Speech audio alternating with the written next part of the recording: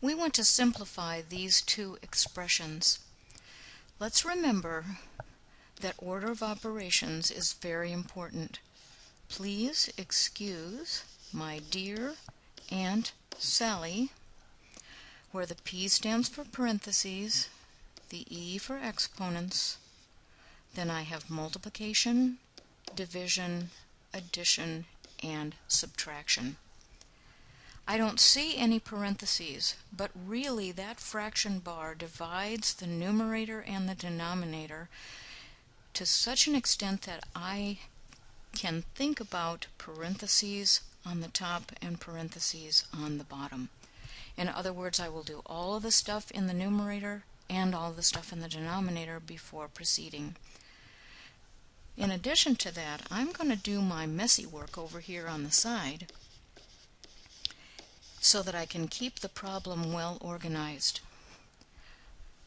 5 to the third is something I need to deal with.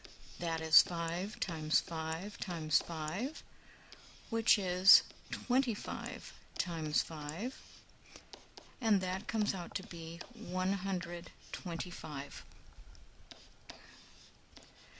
I will copy the minus 100. Don't deal with it yet.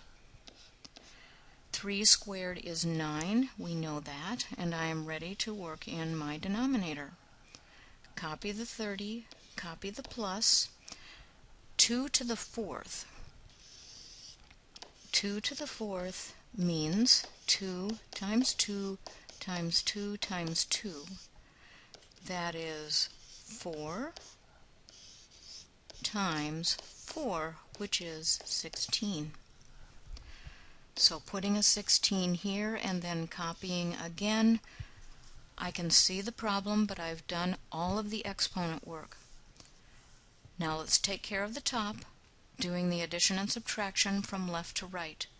So 125 minus 100 gives me 25, and in a moment I will take care of adding 9, but I'm going to wait. 30 plus 16 is 46, and in a moment I will do my subtraction. 25 plus 9 is 34, and 46 minus 6 is 40. Now, it could look like I'm done, but really 2 goes into the numerator 17 times and into the denominator 20 times. So the final result is 17 over 20. Let's go on to the next problem. Again, we must pay attention to please excuse my dear Aunt Sally.